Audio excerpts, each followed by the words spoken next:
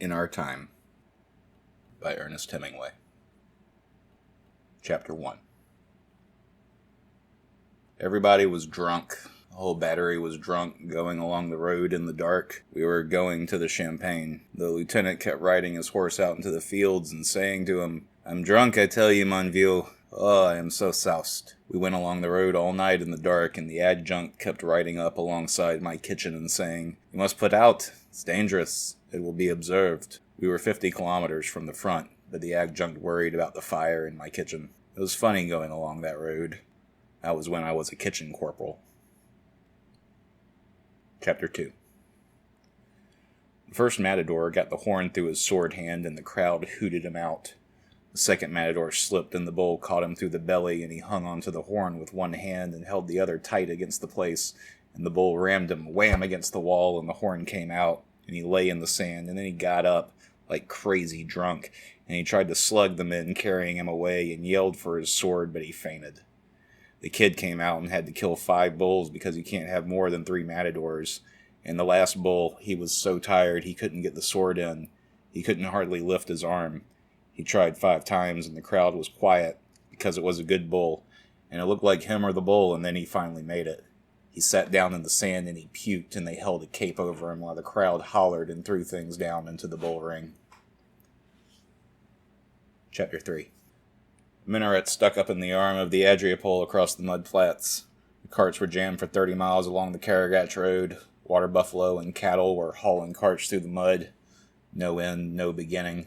Just carts loaded with everything they owned. The old men and women, soaked through, walked along to keep the cattle moving. The Maserati was running yellow almost around the bridge. Carts were jammed up solid on the bridge with camels bobbing along through them. Greek cavalry herded along the procession. Women and kids in the carts crouched with mattresses, mirrors, sewing machines, bundles. There was a woman having a kid with a young girl holding a blanket over her and crying. Scared sick looking at it. It rained all through the evacuation. Chapter 4. We were in a garden in Mons. Young Buckley came in with his patrol from across the river.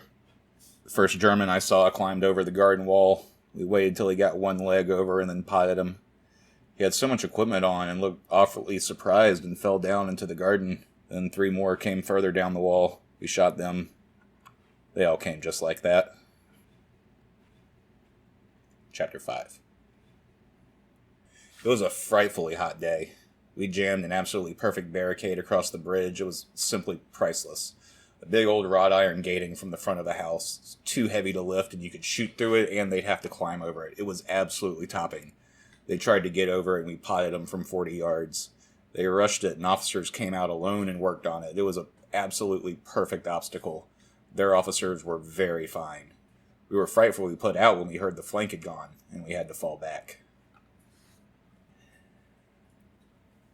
Chapter 6. They shot the 6 cabinet ministers at 6:30 in the morning against the wall of a hospital. There were pools of water in the courtyard. There were wet dead leaves on the paving of the courtyard. It had rained hard. All the shutters of the hospital were nailed shut. One of the ministers was sick with typhoid.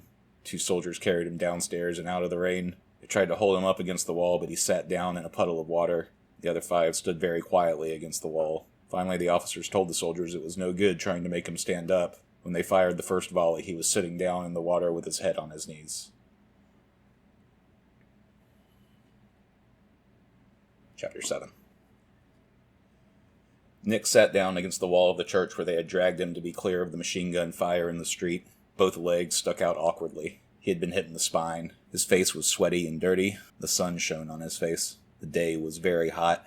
Rinaldi, big-bagged, his equipment sprawling, lay face downwards against the wall. Nick looked straight ahead brilliantly. The pink wall of the house opposite him had fallen out from the roof, and an iron bedstead hung twisted towards the street. 2 Austrian dead lay in the rubble in the shade of the house. Up the street were other dead. Things were getting forward in the town. It was going well. Stretcher bearers would be along any time now. Nick turned his head carefully and looked down at Rinaldi. "Senta, Rinaldi, senta. You and me, we've made a separate peace." Rinaldi lay still in the sun, breathing with difficulty. "Not patriots." Nick turned his head carefully away, smiling sweatily. Rinaldi was a disappointing audience. Chapter 8. When the bombardment was knocking the trench to pieces at Fasalta, he lay very flat and sweated and prayed, "Oh, Jesus Christ, get me out of here. Dear Jesus, please get me out. Christ, please, Christ. If you'll only keep me from getting killed, I'll do anything you say. I'll believe in you, and I'll tell everyone in the world that you are the only thing that matters. Please, dear Jesus." The shelling moved further up the line. We went to work the trench in the morning, and the sun came up, and the day was hot and muggy and cheerful and quiet. The next night, back at Mestre, he did not tell the girl he went upstairs with at the Villa Rosa about Jesus. And he never told anybody.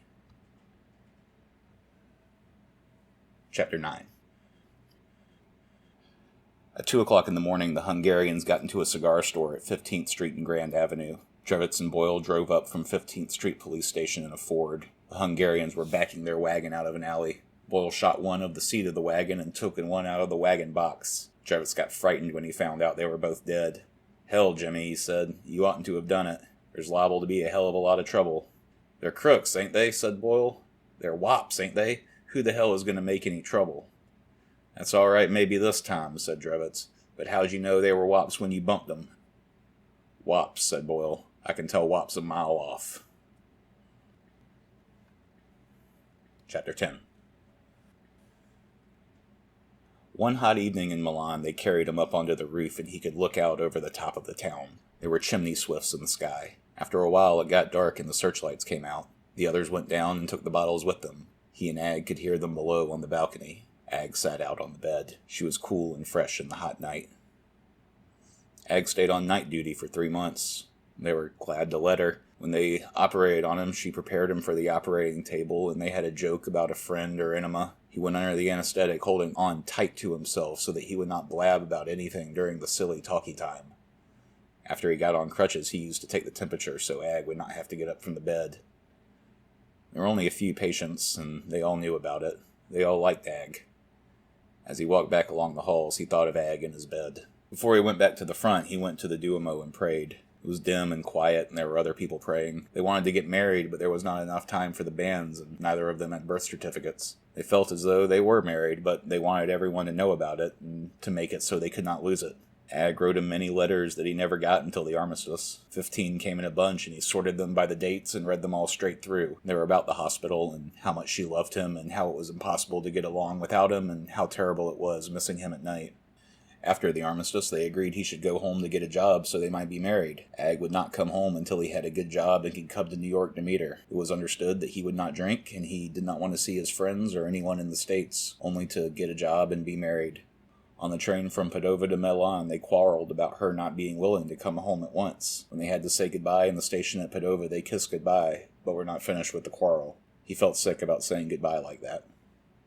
He went to America on a boat from Genoa. Ag went back to the Torre Mosta to open a hospital. It was lonely and rainy there, and there was a battalion of Arditi Quadid in town. Living in the muddy, rainy town in the winter, the major of the battalion made love to Ag, and she had never known Italians before, and finally wrote a letter to the States that theirs had only been a boy and girl affair. She was sorry, and she knew he would probably not be able to understand, but someday forgive her and be grateful to her, and she expected, absolutely unexpectedly, to be married in the spring. She loved him, as always, but realized now that it was only a boy and girl love. She hoped he would have a great career, and believed in him absolutely. She knew that it was for the best. The major did not marry her in the spring, or any other time. Ag never even got an answer to her letter in Chicago about it. A short time after, he contracted gonorrhea from a salesgirl from the fair riding a taxicab through Lincoln Park. Chapter 11. In 1919, he was traveling on the railroads in Italy, carrying a square of oilcloth from the headquarters of the party written in indelible pencil and saying here was a comrade who had suffered very much under the whites in Budapest and requesting comrades to aid him in any way. He used this instead of a ticket. He was very shy and quite young, and train men passed him from one crew to the other. He had no money, and they fed him behind the counter in railway eating houses. He was delighted with Italy. It was a beautiful country, he said. The people were all kind. He had been in many towns, walked much, and seen many pictures. Giotto, Masacco, and Piero della Fresca he bought reproductions of, and carried them wrapped in a copy of Avanti. Mantega said he did not like. He reported at Bologna, and I put him up me to Romagna when it was necessary I go see a man. We had a good trip together. It was early September, and the country was pleasant. He was a Magyar, a very nice young boy, and very shy. Horthy's men had done some bad things to him. He talked about it a little. In spite of Italy, he believed altogether in the world revolution. "But how is the movement going in Italy?" he asked. "Very badly," I told him. "But it will go better," he said. "You have everything here. It is the one country that everyone is sure of. It will be the starting point of everything."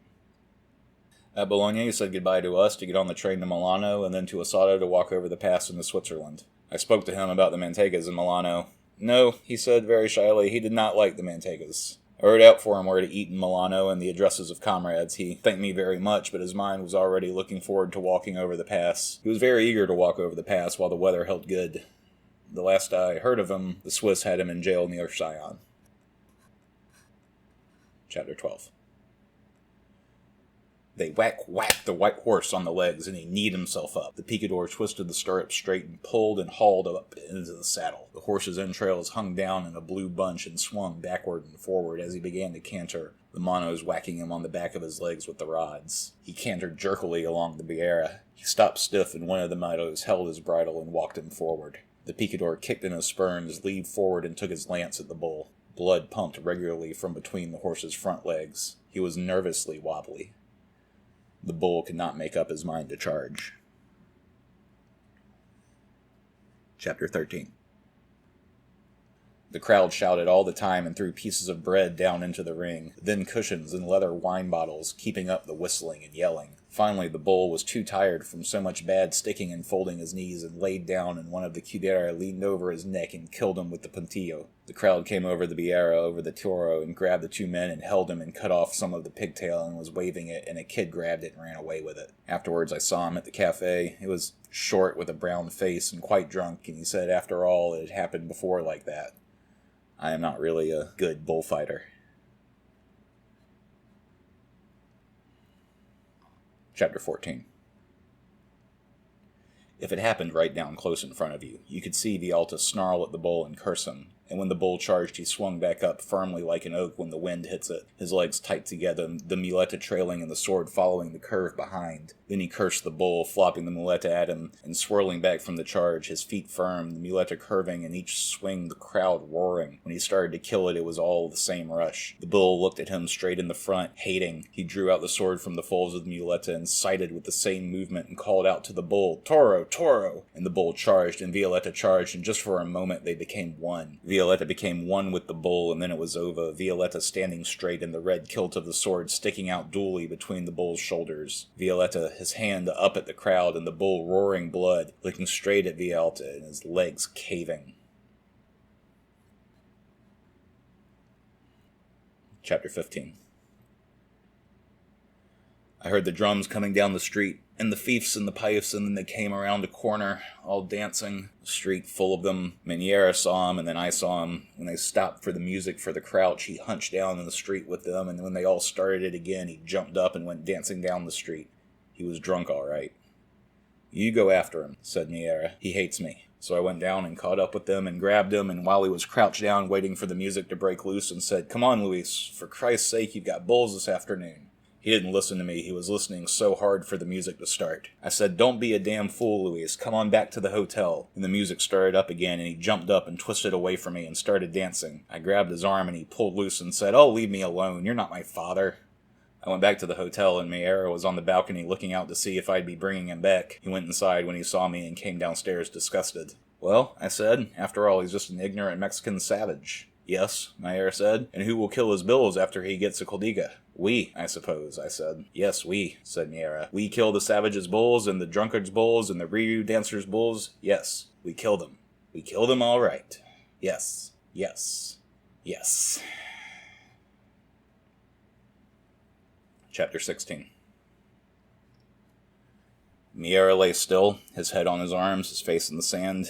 Felt warm and sticky from the bleeding. Each time he felt the horn coming. Sometimes the bull only bumped him with his head. Once the horn went all the way through him and he felt it go into the sand. Someone had the bull by the tail. They were swearing at him and flopping the cape in his face, and the bull was gone. Some men picked Miera up and started to run with him towards the barriers, through the gate, out of the passageway, and up the grandstand to the infirmary. They laid Miera down on a cot, and one of them went out for the doctor. The others stood around. The doctor came running from the corral where he had been sewing up picador horses. He had to stop and wash his hands. There was great shouting going on in the grandstand overhead. Miera wanted to say something, but found he could not talk. Miera felt everything getting larger and larger, and then smaller and smaller. Then it got larger and larger and larger, and smaller and smaller. Then everything commenced to run faster and faster, as when they speed up a cinematograph film. Then he was dead. Chapter 17. They hanged Sam Cardinella at 6 o'clock in the morning in the corridor of the county jail. The corridor was high and narrow with tiers of cells on either side. All the cells were occupied. The men had been brought in for the hanging. 5 men sentenced to be hanged were in the top 5 cells. 3 of the men to be hanged were Negroes. They were very frightened. One of the white men sat on his cot with his head in his hands. The other lay flat on his cot with a blanket wrapped around his head. They came out of the gallows through the door in a wall, 6 or 7 of them, including 2 priests. They were carrying Sam Cardinella. He had been like that since about 4 o'clock in the morning. While they were strapping his legs together, 2 guards held him up, and 2 priests were whispering to him. "Be a man, my son," said one priest. And they came toward him with the cap to go over his head. Sam Cardinella lost control of his sphincter muscle. The guards who had been holding him dropped him. They were both disgusted. "How about a chair, Will?" asked one of the guards. "Better get one," said a man in a derby hat. When they all stepped back on the scaffolding back of the drop, which was very heavy, built of oak and steel and swung on ball bearings, Sam Cardinella was left sitting there strapped tight, the younger of the 2 priests kneeling beside the chair. The priest skipped back on the scaffolding just before the drop fell. Chapter 18. The king was working in the garden. He seemed very glad to see me. We walked through the garden. "This is the queen," he said. She was clipping a rose bush. "Oh, how do you do?" she said. We sat down at the table under a big tree, and the king ordered whiskey and soda. "We have good whiskey anyways," he said. The Revolutionary Committee, he told me, would not allow him to go outside the palace grounds. "Plastrius is a very good man, I believe," he said, "but frightfully difficult. I think he did right, though, shooting those chaps. If Kerensky had shot a few men, things might have been altogether different. Of course, the great thing in this sort of affair is not to be shot oneself." It was very jolly. We talked for a long time. Like all Greeks, he wanted to go to America.